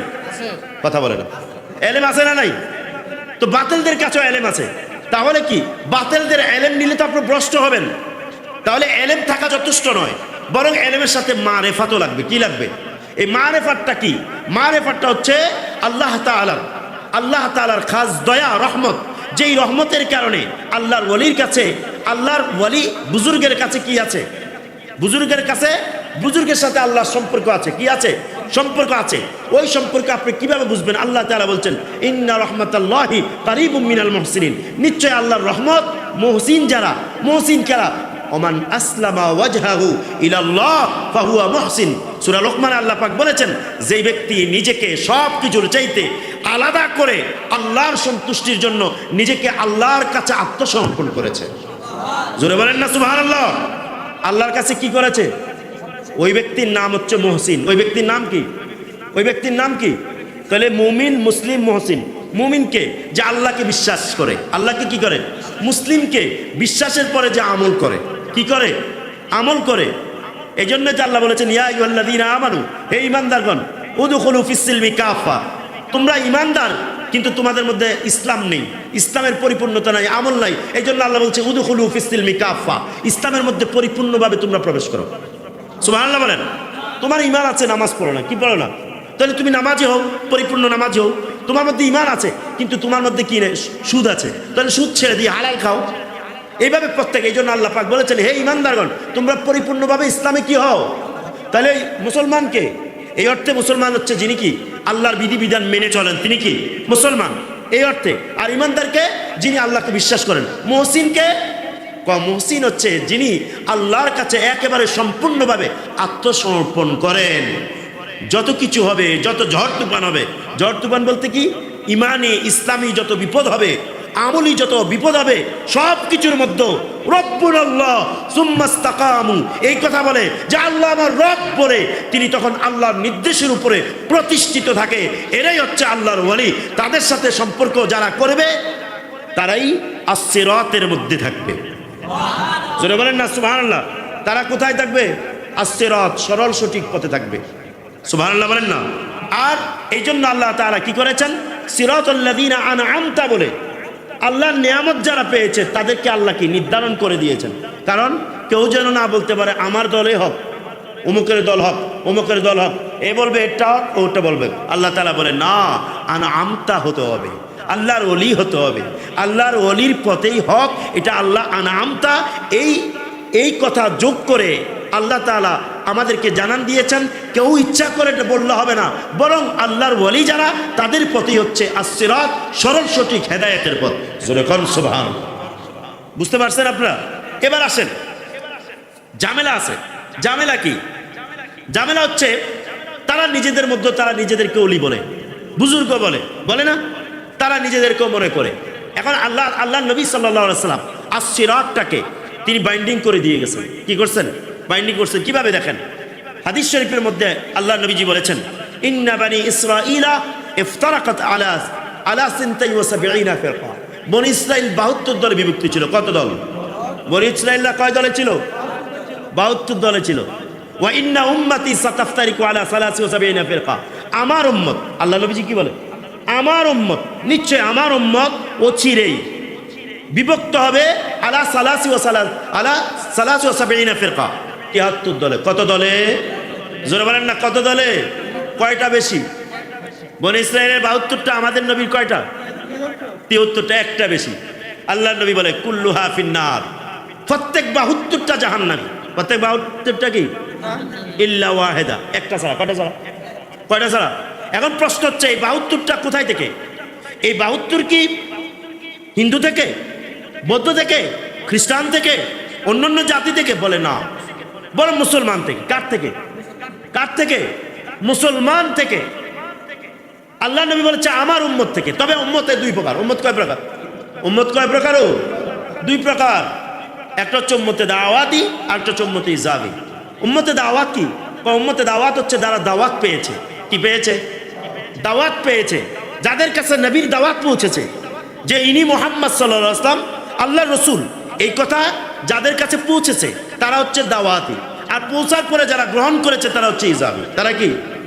এখন উম্মতে ইজাবির মধ্য থেকে হবে কি? যারা গ্রহণ করেছে নবী হিসেবে, তাদের থেকে হবে 73 দল, 72 দল, 73 দল। কত দল? যারা গ্রহণ করেছে তাদের থেকে, হিন্দুদের থেকে নয়, বৌদ্ধ থেকে নয়, খ্রিস্টান থেকে নয়, ইহুদির থেকে নয়। তারা উম্মতে দাওয়াতি, তারাও আল্লাহ নবীর কি? উম্মত। তারাও কি? আল্লাহ নবী উম্মত, তবে তারা ইজাবি নয়, তারা নবীকে গ্রহণ করে নাই। এখন উম্মতে দাওয়াতিরা যদি বলেন তাদের কাছে দাওয়াত কেমনে পুছলো? এটা আল্লাহ বলেছেন, আল্লাযীনা আতাইনাহুমুল কিতাবা ইয়ারিফুনাহু কামা ইয়ারিফুনা আবনাহুম। চমৎকারভাবে আল্লাহ বুঝিয়েছেন, উদাহরণ দিয়ে বুঝিয়েছেন। আল্লাহ তাআলা বলেছেন যাদের কাছে কিতাব গিয়েছে। কি গিয়েছে? যাদেরকে আমি কিতাব দিয়েছি। আহলি কিতাব যাদেরকে বলে, ইহুদি, নাসারা, খ্রিস্টান, যাদেরকে বলে, যাদেরকে দিয়েছি, আল্লাহ পাক বলেন আতাইনাহুমুল কিতাবা ইয়ারিফুনাহু, হু আয় মুহাম্মাদা, তারা মুহাম্মদ সাল্লাল্লাহু আলাইহি ওয়াসাল্লামকে চিনে। সুবহানাল্লাহ। নবীজিকে কি চিনে? কেমনে? কামা ইয়ারিফুনা আবনাহুম, যেমন ভাবে তারা তাদের সন্তানকে চিনে। কাকে চিনে? কথা বলে না, যেমন ভাবে সন্তানকে চিনে, ঠিক অনুরূপ তারা মুহাম্মদ সাল্লাল্লাহু আলাইহি ওয়াসাল্লামকে নবী রাসূল হিসেবে তারা চিনে, কিন্তু তারা মানে নাই। তারা কি? তারা কি করে নাই? মানে নাই। তাহলে তাদের কাছে নবীজির পরিচয় আছে না নাই? বলেন না। নবীজির পরিচয় আছে, কিন্তু গ্রহণ করে নাই। এই জন্য তারা মুমিন না। এই জন্য তারা কি না? মুমিন না। তাহলে আল্লাহ নবীজির পরিচয় থাকলে হবে না, তাকে গ্রহণ করতে হবে। যারা গ্রহণ করছে তারা উম্মতে ইজাবি। এই 73 দলবে গ্রহণ করছে যারা, তাদের মধ্য থেকে। কথা বুঝছেন তো? এখন এই 73 দলের 72টা কোথায় যাবে? বলেন না। আর একটা কোথায়? তাহলে মুশকিল আছে না নাই? তাহলে বোঝা গেছে মুসলমান তো আর এক প্রকারে নাই। মুসলমান কয় প্রকার হয়ে গেছে? 73 প্রকার হয়ে গেছে। তাহলে আর আপনি আজকে থেকে বলতে পারবেন না যে আমি মুসলমান, কারণ আমরা জানি মুসলমানের কয় দল? কয় দল? তাহলে আজ থেকে আপনি বলতে হবে আপনি মুসলমানের কোন ফেরকায়, মুসলমানের কোন পরিচয়। আপনি কি শিয়া মুসলিম? আপনি কি খারিজি মুসলিম? আপনি কি সুন্নি মুসলিম? আপনি এটা বলতে হবে। আপনি কি জামাতি মুসলিম? জামাত খারিজি। জামাতিরা কি? যারা জামাত ইসলাম করে এরা খারিজি। এরা কি? খারিজিদের স্বভাব কি? উগ্রপন্থী। খারিজিদের স্বভাব কি? খারিজিরা সবসময় উগ্র থাকে। খারিজিরা কি? আপনার খারাপ লাগছে নাকি? কেউ আসেননি জামাত করেন না? আরে জামাতের মূল আকীদা হচ্ছে মওদুদির আকীদা। কার আকীদা? মওদুদি নবীদের সমালোচনা করেছে। নাউজুবিল্লাহ কইতো না, নবীজিকে গুনাহগার বলেছে। কি বলেছে? সমস্ত নবীদেরকে অপবাদ দিয়েছে। নাউজুবিল্লাহ কর। তার তাফসিরে তাফহিমুল কোরআন, বিভিন্ন তার লেখনীর মধ্যে এগুলো আছে। তো এগুলো আপনি গুগল চার্জ দিলেও আপনি অনেক লেখা পাবেন তার বদ আকিদা। লিখে দেন গুগলের মধ্যে মওদুদির বদ আকিদা, দেখবেন সেখানে হযরত ইব্রাহিম আলাইহিস সালামের ব্যাপারে বলছে উনি শিরক করেছে। নাউজুবিল্লাহ কইতেন না। নবী যদি শিরক করে তার ঈমান থাকবে নি? শিরক করলে ঈমান থাকেনি। তো নবীগণের ক্ষেত্রে এই কথা বলা যাবে? আশ্চর্য ব্যাপার। এই তাদের আকীদায় হচ্ছে নবীরা হেদায়েত গুমরাহি ছিল, এরপর হেদায়েত করছে। নাউজুবিল্লাহ বলেন। তাদের আকীদায় হচ্ছে নবীজি নবীরা হেদায়েতে সক্ষম নয়। তাদের আকীদায় হচ্ছে নবীরা গুনাহগার, নবীরা মাসুম না। নাউজুবিল্লাহ বলেন না। এই যে অনেক বক্তা আছে জামাতের, বর্তমান বড় বড় বক্তা, যারা বড় বড় বক্তা, বড় বড় আলেম বলা যাবে না, বড় বড় ভালো আলেম হইলে তো হইতে, এই বড় বড় যারা তাদেরকে বড় বড় আলেম মনে করে, বিজ্ঞ মনে করে, যাদেরকে রাহবার মনে করে, এদের গলত আছে প্রচুর, প্রচুর গলত আছে, যে সমস্ত আকীদা কুফরি পর্যন্ত নিয়ে যায়। এগুলো সব কুফরি মতবাদ। কি মতবাদ? কুফরি মতবাদ। নবীদের ক্ষেত্রে, সাহাবায়ে কেরামের ক্ষেত্রে গতকালকে যে বললাম যে আপনার তারা সাহাবায়ে কেরামদেরকে ন্যায়ের মানদণ্ড মানে না। নাউজুবিল্লাহ বলতেন না, ন্যায়ের মানদণ্ড মানে না। তো আপনি দাড়ি পাল্লা দিয়ে ন্যায় কেমনে মাপবেন? দাড়ি পাল্লা দিয়ে তো আপনি কি কথা কয় না, হ্যাঁ? তো আপনি মানতে পারেন, এটা তো একটা সাধারণ মানদণ্ড, এটা তো আপনার বানানো। আপনি যদি পিছনের একটা যদি কি রাখেন, নিচে যদি এরকম বড় একটা চুম্বুক লাগাই রাখেন আর এমনি মাফেন, কি হবে? দুর্নীতি হবে কি হবে না? বলে না। তা আপনি এই মানদণ্ড দিয়ে কি, ব্যক্তি যদি পরিষ্কার না হয়, ব্যক্তির আকীদা যদি পরিষ্কার না হয়, ব্যক্তির আকীদা যদি বিশুদ্ধ না হয়, ব্যক্তি যদি ইমানদার না হয়, তাহলে ব্যক্তির কথা বলেন, তাহলে কি এই ব্যক্তির দাড়ি পাল্লা দিয়ে কিছু হবে? কথা বলেন না, হবে? কোনোদিন সম্ভব নয়। আগে নিজে পরিষ্কার হন, নিজে পবিত্র হন, নিজে ইমানদার হন, নিজের আকীদা পরিশুদ্ধ করেন, তারপর আপনার অটোমেটিক্যালি দাড়ি পাল্লা লাগবে না। এমনিতেই আপনি মানুষের প্রতি ইনসাফ করা যাবে। বলেন না সুবহানাল্লাহ। আমার ভাই বাবারা, বলছিলাম যে ৭৩ দল কোথায় থেকে হবে? মুসলমান থেকে। কোথায় থেকে? এখন আসেন, তাহলে সবাই কি আল্লাহ এক না? তবে চমৎকার, এই ৭৩ দল আল্লাহকে এক বলবে। কি বলবে? আজকে একটা বিরাট গুরুত্বপূর্ণ দিক আছে, আপনাদেরকে বলবো, খুব খেয়াল করতে হবে, এটা জটিল মাসালা। ৭৩ দল আছে, এখন তাদেরকে আল্লাহ নবীজি সরাসরি কি বলেছেন? জাহান্নামী বলেছেন। কি বলেছেন? জাহান্নামী বলেছেন। কিন্তু আমরা একটু বিশ্লেষণ করতে হবে। কি করতে হবে? বিশ্লেষণ করলে জিনিসটা বুঝে আসবে। দেখুন, এখন ৭৩ দল প্রত্যেকে এক আল্লাহ মানে কি মানে না? এক আল্লাহ মানে। আমাদের নবী মুহাম্মদ সাল্লাল্লাহু আলাইহি ওয়াসাল্লাম তিনি শেষ নবী, এটা তারা ৭৩ দল মানে কি মানে না? মানে মানে জামাত যারা করে তাদের মধ্যে তারা কি নবীকে নবী বলে না? বলে তো। কওমি যারা তারা নবী বলে তো। শিয়ারা নবী বলে তো। শিয়াদের একটা গ্রুপ আছে যারা একটু ভিন্ন আছে, এটা বাদে ইসমাইলিয়া গ্রুপ, আর বাকিরা তো আমাদের নবীকে নবী বলে। কি বলে? এই কথা বলেন, কি বলে? নবী বলে। তাহলে এখন নবী বলার পরে তাহলে এক আল্লাহ মানছে, এক আল্লাহ আছে না নাই? সবার মধ্যে আছে, নবী আছে, কোরআনও একটা। কোরআনও কি সবার কোরআন একটা না? আচ্ছা, তাহলে এবার কেবলা কয়টা? চমৎকার। নামাজ কয় ওয়াক্ত? চমৎকার, তাহলে তো মিলে গেল। তাহলে তারা জাহান্নামী। এরপর জাহান্নামী হবে কেন? জাহান্নামী হবে আকীদার কারণে, আমলের কারণে নয়। কিসের কারণে? কিসের কারণে? আকীদার কারণে, ঈমান আকীদার কারণে। এখন ধরেন উদাহরণ, আপনি বুঝবেন, কেউ আল্লাহ এক মানে, আল্লাহ কি? তাহলে তাওহীদ ঠিক আছে। রাসূলকে শেষ নবী মানে, ঠিক আছে, মানছে মূল। এবার আসেন, সে বলল তিনি গুনাহ খাতা করেন, গুনাহ কবিরা সগীরা, উনি শিরক করতে পারেন, গুনাহ কবিরা করেন। এখন আপনি বলেন ওনার নবী মানা হয়েছে নি? বলেন না, নবী মানা হয়েছে? হয় নাই তো। আপনি বলবেন তো উনাকে নবী গুনাহগার বললে আর পাশাপাশি নবী মানলে তো কেমনে নবী মানা হয় নাই? আমি এবার আপনাকে বলি, শুধু এই কথা দ্বারা কোথায় গিয়ে পড়ে এটা আগে আপনাকে উপলব্ধি করতে হবে। দেখেন কোথায় গিয়ে পড়ে। ধরুন নবী গুনাহ করতে পারে, যিনি গুনাহ করতে পারে তার মধ্যে প্রতারণার কি থাকে? সম্ভাবনা থাকে, সুযোগ থাকে কিনা? আর গুনাহ করে কেন? নফসের কারণে। কিসের কারণে? দুর্বলতার কারণে। কিসের কারণে? যে লোভ থাকে সে তো লোভ করে, কথা বলে না। যার স্বার্থ থাকে সে তো মিথ্যা বলে। আপনি যখন এটা বলবেন তাহলে কি হবে? তাহলে এটা আর অন্য কিছু নয়, উনি আর আমানতদারিতা হতে পারে। অথচ নবীদের জন্য যখন নবী হবে, নবী বলবেন, তখন আপনাকে এই আকীদা পোষণ করতে হবে নবীদের জন্য আমানত রক্ষা করা ওয়াজিব। আমানত রক্ষা করা কি? বামানা ফরজ। নবীদের উপর আবশ্যক, ওনারা আমানতদারিতা হবেন। কি হবেন? আর আমানতদারিতা যার কাছে নাই তিনি কি করতে পারেন? তিনি গুনাহগার হতে পারেন। তাহলে বোঝা যায় আপনার গুনাহগার এই কথা বলে নবী মানা আসলে নবী মানা হয় না। টোটালি আমানতের খেয়ানতের দিকে নবীকে কি করা হয়? সাব্যস্ত করা হয়। আর যখন আপনি নবীর আমানতের খেয়ানতের মধ্যে গুনাহ দ্বারা সাব্যস্ত করবেন, তখন কি হবে? তখন আর ইসলাম থাকবে না। ধরুন সামান্য কথা, নবীরাও কিছু কিছু ভুল করতে পারেন। এই সামান্য কথাটা, এই কথাটা যদি কেউ বিশ্বাস করে এই কথাটা, তাহলে কি হবে জানেন? এটা দ্বারা কোথায় গিয়ে আঘাত লাগবে? যদি তিনি ভুল করতে পারেন, ভুলে যান, ভুল করতে পারেন, তাহলে কি হবে? তাহলে এটা হবে যে উনি যে ওহী শুনেছেন এটার মধ্যেও ভুল থাকতে পারে। ভুল থাকতে, কোরআন যে উনি আমাদেরকে দিয়েছেন এটার মধ্যেও কিছু ভুল থাকতে পারে। উনি যে আমাদেরকে ইসলামের নিয়ম কানুন দিয়েছেন এটার মধ্যেও কিছু ভুল থাকতে পারে। নাউজুবিল্লাহ বলেন। কেন? কখন হবে?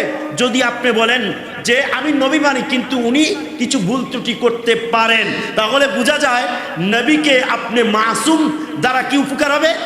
যে আপনি যখন বলবেন আল্লাহর নবী মাসুম, তাহলে কি অর্থ হবে? নবীজি পরিপূর্ণ আমানতদার। উনি কি আমানতদার? উনি ওনার দায়িত্ব পরিপূর্ণ আদায় করেছেন, ঠিক কিনা বলেন? আর সাহাবায়ে কেরাম এটাই বলেছেন, আদাইতাল আমানা, আপনি তো আপনার আমানতকে পরিপূর্ণ করেছেন। সুবহানাল্লাহ বলেন। তাহলে এখানে দেখেন আপনার ঠিক অনুরূপ যখন আপনি মাসুম বলবেন তখন আল্লাহর নবীজির আর কোনো দিক থেকে ওনাকে ত্রুটি আপনি কি সাব্যস্ত করতে পারবেন না। তাহলে এক মাসুমিয়তের আকীদা দ্বারা আপনার আল্লাহর নবীকে ওনাকে নবী হিসাবে যেভাবে স্বীকৃতি দেন, এইভাবে ওনার যত গুণাগুণ আছে, নবী হওয়ার যত যোগ্যতা আছে, সব মাসুম মানার দ্বারা আছে। জোরে বলেন সুবহানাল্লাহ। আর যদি আপনি ভুল বলেন, ত্রুটি বলেন, গুনাহ বলেন, তখন আর নবী আর মানা হয় নাই। এই জন্য কোনো ব্যক্তি নবী মানল, অর্থাৎ নবীকে নবী হিসেবে স্বীকার করে কিন্তু নবীকে গুনাহগার বলে, কি বলে? তাহলে ওই ব্যক্তি আর মুমিন থাকতে পারে। যদিও সে কেবলার দিকে ফিরে নামাজ পড়ে, যদিও সে 5 ওয়াক্ত নামাজ পড়ে, যদিও তার দাড়ি আছে, টুপি আছে। তো এই কথাটা কে বলেছে? মওদুদি তার তাফসিরে তাফহিমুল কোরআনের 19তম খণ্ডে 4 নম্বর টিকায়, সূরা নসরের 4 নম্বর টিকায় বলেছে, নবীকে বলেছে আপনার অনেক দায়িত্ব পালন করতে গিয়ে অনেক ভুল ত্রুটি আছে, দুর্বলতা ছিল, অসম্পূর্ণতা ছিল। এগুলো মওদুদির আকীদা। তো এই আকীদাগুলোই বর্তমান যারা মওদুদিপন্থী আলেম, তারা সেম কথাই ওয়াজের মধ্যে বলে। নাউজুবিল্লাহ বলেন না। এই জন্য তারা নবীকে গুরুত্ব দেয় না। কি দেয় না? সুন্নিরা নবীকে গুরুত্ব দেয় বিদা তাদের ঈমান ঠিক আছে। সুবহানাল্লাহ বলেন। ঈমান কি আছে? ঠিক আছে। সম্মানিত উপস্থিতি, তো আমরা বুঝলাম যে ৭৩ দল হবে মুসলমানের মধ্যে, এটা মূলত এক আল্লাহর ভিত্তিতে নয়। হ্যাঁ, কি বলে এটাকে? এটা আকীদার ভিত্তিতে হবে। কিসের ভিত্তিতে হবে? যেমন আরেকটা উদাহরণ দেই, তাওহীদের ক্ষেত্রে কেউ আল্লাহকে এক মানে, কি মানে? এখন এক মাইনা আল্লাহর অঙ্গ প্রত্যঙ্গ সাব্যস্ত করে। নাউজুবিল্লাহ কইতেন না? আল্লাহকে আমরা কি বলি? নিরাকার। কি বলি? নিরাকার অর্থ কি? নিরাকার অর্থ হচ্ছে যে আপনার কোন সৃষ্টির মতো তিনি নন, কোন সৃষ্টির মতো। এক স্রষ্টা, দ্বিতীয় কি? সৃষ্টি। তাহলে স্রষ্টা সৃষ্টির মধ্যে আলাদা আছে কিনা? আপনি যখন আল্লাহর অঙ্গ প্রত্যঙ্গ সাব্যস্ত করবেন, কি করবেন? আল্লাহর হাত আছে বলবেন, আল্লাহর পা আছে বলবেন। নাউজুবিল্লাহ বলেন। আল্লাহর মুখ আছে বলবেন। এই কথিত আহলে হাদিস যারা, তারা এগুলো সাব্যস্ত করে। তারা এগুলো কি করে? কথা বলেন। এগুলো তারা কি করে? তারা এগুলো সাব্যস্ত করে আল্লাহর জন্য। তাহলে আল্লাহ এক মানার পরে আল্লাহকে কি বললো? আল্লাহর অঙ্গ প্রত্যঙ্গ সাব্যস্ত করলো। এটা আপনি বলেন তার কি তাওহীদ হইছে? তার কি ঈমান আছে? এখন সে কেবলাও মানে, আল্লাহকে একও বলে, আবার নামাজও পড়ে, তাহলে কি আসলে সে ঈমানদার? কথা বলে না। এই জন্য তাহলে বোঝা গেছে আজ থেকে আপনি পরিচয় দিতে হবে। যেহেতু তারা নিজেদেরকে আহলে হাদিস বলে, ও তাদেরকে জামাত বলে, ও তাদেরকে শিয়া বলে, এক একটা দল এক একটা বলে, খারিজি বলে, ওরা খারিজি মুসলিম, এ শিয়া মুসলিম, এটা আহলে হাদিস মুসলিম। আহলে হাদিস মুসলিম আল্লাহ মানার পরে তারা কি করে? আল্লাহ তাআলার ক্ষেত্রে শিরক করে, অঙ্গ প্রত্যঙ্গ সাব্যস্ত করে। আবার তারা কি করে? তারা ইমামদেরকে মানে না, সাহাবায়ে কেরামের সমালোচনা করে কি করে না? নবীকে মাসুম মানে না। আবার জামাতিরও সেইম। তাহলে আপনি কি? আপনি যখন বলবেন যে আমি মুসলিম, কোন মুসলিম? তখন আপনার পরিচয় আসবে আপনি হক মুসলিম। কি মুসলিম?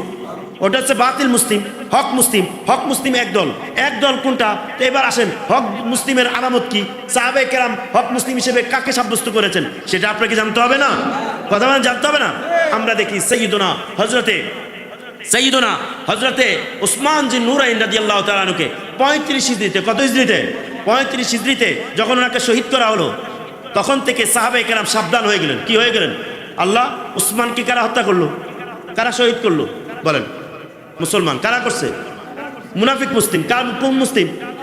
তো এখানে তো এক প্রকার মুসলিম বাইর হইল, মুনাফিক মুসলিম। মুমিন মুসলিম মুসলমানরা কি করে নাই? মুমিন মুসলিমরা কি করে নাই? তাকে হত্যা করে নাই। কে করেছে?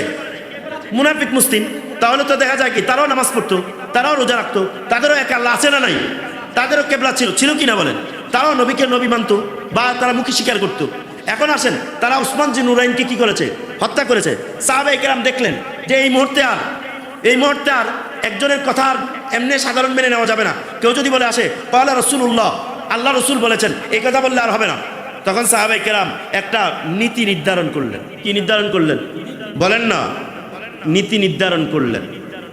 নীতিটার নাম শুনতে হবে, বুঝতে হবে, এরপর আপনি বুঝবেন আপনি কোন দলে আছেন। আলহামদুলিল্লাহ কোন। এবার নীতিটা কি?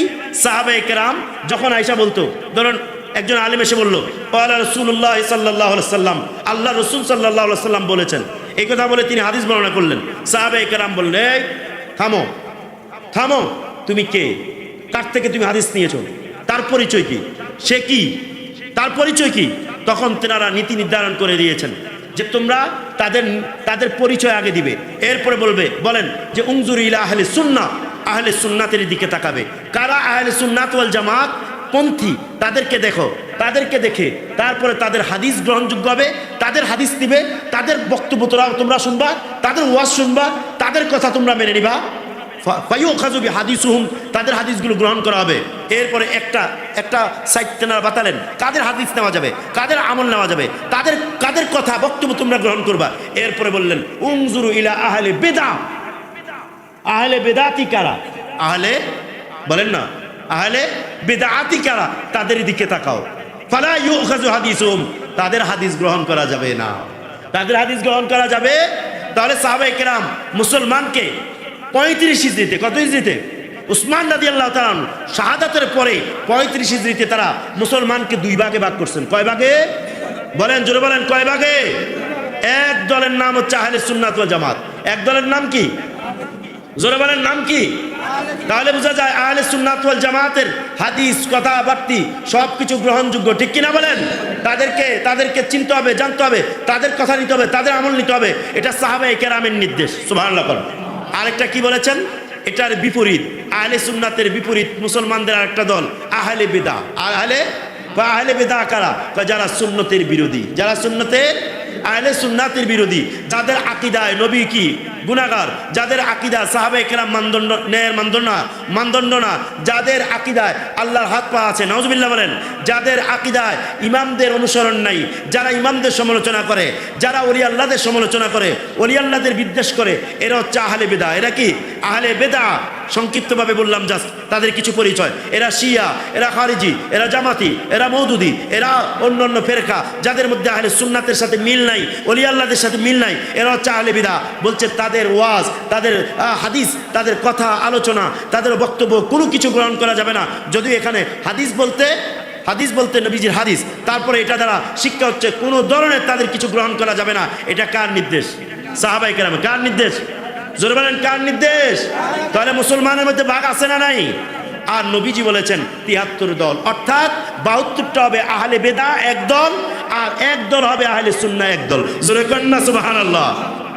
সাহাবায়ে কেরাম নবীজিকে জিজ্ঞেস করলেন, ইয়া রাসূলুল্লাহ, ৭২টা জাহান্নামে যাবে, একটা জান্নাতি হবে? ইয়া রাসূলুল্লাহ, মুশকিলের কথা, তো ওই জান্নাতি দলটার পরিচয় কি? তারা কারা? তখন আল্লাহর নবীজি বললেন, মা আনা আলাইহিল ইয়াউমু ওয়া আসহাবি, ওয়া ফি রিওয়ায়াতিন উখরা মা আনা আলাইহি ওয়া আসহাবি, আমি এবং আমার সাহাবায়ে কেরাম আজকে, অর্থাৎ যেদিন তিনি এই হাদিস বর্ণনা করছেন সাহাবীদের সামনে প্রশ্নের আলোকে, তখন তিনি বলছেন, আজকে আমি এবং আমার সাহাবায়ে কেরাম যে আকীদা ঈমানের উপরে, যে আকীদা বিশ্বাসের উপরে, যে আমলের উপরে, যে আদর্শের উপরে, এই আদর্শ মোতাবেক যারা থাকবে কিয়ামত পর্যন্ত, তারাই সমস্ত মানুষের মধ্যে তারাই হবে একদল জান্নাতি, নাজাতি, হকপন্থী আহলে সুন্নাত ওয়াল জামাত। জোরে বলেন সুবহানাল্লাহ। ইউমিয়া কি বুঝলেন? আপনি কোনটার মধ্যে আছেন? বলেন না। কোনটায় আছেন? আহলে সুন্নাতের মধ্যে নাই? আছেন না নাই? সংক্ষিপ্তভাবে বলে শেষ করছি। একদল বলে আলেমরাই বুঝে না, জানে না, আপনারা আর কি। একদল বলে আহলে সুন্নাত ওই তো এত দাঁড়িয়ে নেই, বলে কি বলে না, সুন্নতের আমল নাই। আরে এটা বোকা, এটা আলেম না, এটা তার আকিদার, সে আকিদা বুঝে না, সে মূল কিতাবের সাথে তার সম্পর্ক নেই, বুজুর্গানে দিনদের তার সেই আকিদা বিশ্বাস নেই, বুজুর্গানে দিনদের সেই নীতিমালা জানা নেই। এখানে আহলে সুন্নাত, আহলে সুন্নাত মূল অর্থ হবে, সুন্নাত দ্বারা মূল অর্থ হবে আকিদার নীতি, রীতিনীতি। বলেন না সুবহানাল্লাহ? আকিদার নীতি, আকিদার নীতিকে এখানে সুন্নাহ বলা হয়েছে। যদিও সুন্নত দাঁড়ি থাকবে, কথা বলেন না, সুন্নত আমল থাকবে, কিন্তু আপনারা বলেন ৭৩ দলের মধ্যে দাঁড়িয়ে আছে না নাই? আছে না নাই? সুন্নত আমল আছে না নাই? তাহলে বোঝা গেছে যেটা সবার কাছে আছে এটা কখনো ইসলামের মূল মানদণ্ড হতে পারে না। হ্যাঁ, যদিও নামাজ আছে, রোজা আছে, হজ আছে, জাকাত আছে, আছে না নাই? কিন্তু এগুলো তো ইমানের মানদণ্ড নয়, বা এগুলো ইমানের বিষয় নয়। একজন মুমিন মাত্রই গুনাহগার হতে পারেন, নামাজ কম পড়তে পারেন, যদি পড়তে হবে, রোজা কম রাখতে পারেন, যদিও রাখতে হবে। হ্যাঁ, আমল আখলাকে তার দুর্বলতা থাকবে কি থাকবে না? ইমান হচ্ছে মূলদণ্ড, মানদণ্ড। ইমান যখন থাকবে তখন আমল দ্বারা ইমানের পরিপূর্ণতা আসে, কিন্তু ইমানের অংশ আমল নয়। তাহলে বোঝা যাচ্ছে কি? বোঝা যায় যে সুন্নাত দাঁড়ি কখনো আহলে সুন্নাত দ্বারা সুন্নাত দাঁড়ি বুঝায় না। কথা বুঝছেন তো? কারণ আপনার দাঁড়ি নেই, তার মানে কি আপনি সুন্নি না? কয় না। আপনার দাঁড়ি নেই, আপনি হক না? কয় না। কয়টা আপনি গুনাহগার। আপনি কি? আপনি গুনাহগার। আপনি কি? আপনি গুনাহগার। যার দাঁড়ি নেই কিন্তু তার আহলে সুন্নাতের আকীদা, ঈমান আছে, তার নীতি, ঈমানের নীতিগুলো তার ঠিক আছে, বিশুদ্ধ আছে, ওই ব্যক্তি সুন্নি, ওই ব্যক্তি আহলে সুন্নাত। তাহলে বোঝা গেছে আহলে সুন্নাত দ্বারা বোঝা যায়, এর অর্থ হচ্ছে যারা বিশুদ্ধ আকীদার পরিবার অন্তর্ভুক্ত তারাই আহলে সুন্নাত, হোক তার আমল কম। ঠিক কিনা বলেন? আর যদি আমল পরিপূর্ণ থাকে তাহলে তিনি পরিপূর্ণ মুমিন। তিনি কি? পরিপূর্ণ মুমিন। তাহলে বোঝা যায় আমাদের স্পষ্ট এখানে সমাধান মিলল যে ৭২ দল বাতিল হবে, জাহান্নামী হবে। এটা হবে কিসের দায়ে? বলেন না, আমলের না ঈমান আকীদার? ঈমান আকীদার দায়ে হবে। এই যে আল্লাহ এক মানবে, রসুল এক মানবে, মানার পরও তাদের এই ত্রুটিগুলো থাকবে। রসুলকে মানার ক্ষেত্রে বেয়াদবি থাকবে, বিভিন্ন ধরনের বদ আকীদা, শাখা আকীদা ঢুকে যাবে, যে আকীদার কারণে মূল নবীকে না মানারই অর্থে সাব্যস্ত করবে। ঠিক কিনা বলেন? যেটা আপনারা বুঝছেন। তাহলে বোঝা যায় আহলে সুন্নাত ওয়াল জামাত হচ্ছে আপনার যুগ যুগ ধরে এটা হক জামাত, এটার বিরোধী হচ্ছে বেদাতি। ঠিক কিনা বলেন? বেদাতি তারা বলে আমাদেরকে বেদাতি, আসলে তারাই বেদাতি। তাহলে আজকে থেকে বুঝলেন যে শিয়া, খারিজি, রাফিজি যত দল আছে ৭২ দল, তারা হচ্ছে বেদাতি। তারা কি? আর বেদাতি আহলে সুন্নাত ওয়াল জামাতের বিরোধী, যাদের আকীদা খারাপ, বদ আকীদা। ততএব আল্লাহ তাআলা আমাদেরকে এই হেদায়েতের পথে, আহলে সুন্নাত ওয়াল জামাতের পথে রাখুক। যে আহলে সুন্নাত ওয়াল জামাতের পথে মতে থাকবে সেই নাজাতপ্রাপ্ত। তার আমল কম থাকলো, সে আমলের দায়ে যদি ধরা না খায় তাহলে সে জান্নাতি। আর যদি কোনো কারণে ধরা খায়, কিছু সাময়িক শাস্তি পাওয়ার পরও সে চির জান্নাতি হবে। জোরে বলেন সুবহানাল্লাহ। কিন্তু আমল থাকবে, ঈমান আকীদায় ত্রুটি থাকবে, মৌলিক আকীদা আঘাত আসবে, তখন ওই ব্যক্তি তার আমল দিয়ে পার পাবে না। অতএব ঈমান আকীদা বিশুদ্ধ করে আমলকে আমল করতে হবে। এরপরে আপনার ঈমান আকীদা, ঈমান এবং আমলে আপনি পরিপূর্ণ মুমিন হবেন। ঠিক কিনা বলেন? এই জন্য দোয়া করতে হবে, আল্লাহ আমাদেরকে আহলে সুন্নাত ওয়াল জামাতের উপর মৃত্যু দাও। বলেন না সুবহানাল্লাহ। সাহাবায়ে কেরামের পথে মতে মৃত্যু দাও। সাহাবায়ে কেরাম যেহেতু নির্ধারণ করে দিয়েছেন আহলে সুন্নাত ওয়াল জামাতকে সঠিক পথ, তাদের থেকে ঈমান আমল সব কিছু নেওয়ার জন্য, ঠিক কিনা বলেন, হাদিস নেওয়ার জন্য, আর তাদের থেকে হাদিস না নেওয়ার জন্য, তাহলে আমরা এই দ্বারা প্রমাণিত হয় তাদের থেকে আমরা তাদের বক্তব্য, তাদের ওয়াজ শোনা যাবে না। আল্লাহ তাআলা আমাদেরকে কবুল করুক, আমিন। ওয়া মা আলাইনা ইল্লাল বালাগ। আসসালামু আলাইকুম ওয়া রাহমাতুল্লাহ।